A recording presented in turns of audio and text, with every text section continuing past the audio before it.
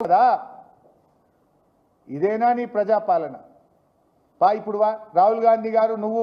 మీరిద్దరు రాండి ఇప్పుడు మళ్ళొకసారి అశోక్ నగర్ సెంట్రల్ లైబ్రరీ పోదాంపా గన్మెన్లు లేకుండా వా ఇప్పుడు ఎవరు ఇప్పుడు వాళ్ళకి కొడతారో తెలుస్తుంది వస్తావా సెంట్రల్ లైబ్రరీకి గన్మెన్ లేకుండా నువ్వు రాహుల్ గాంధీ రాండి ఇప్పుడు ఆ నిరుద్యోగ యువతను ధర్నాలు చేస్తే నిన్ను ప్రశ్నిస్తే కోచింగ్ సెంటర్ల ఏజెంట్లు అని చెప్పి వాళ్ళని అవమానపరిచినవు నువ్వు అందుకే ఆ నిరుద్యోగ యువత మొన్న గ్రాడ్యుయేట్ ఎమ్మెల్సీ ఎన్నికల్లో నీ కర్రు గాల్చి వాత పెట్టింది రేవంత్ రెడ్డి గారు కదా ఇదేనా నీ ప్రజాపాలన పా ఇప్పుడు వా రాహుల్ గాంధీ గారు నువ్వు మీరిద్దరు రాండి ఇప్పుడు మళ్ళొకసారి అశోక్ నగర్ సెంట్రల్ లైబ్రరీ పోదాంపా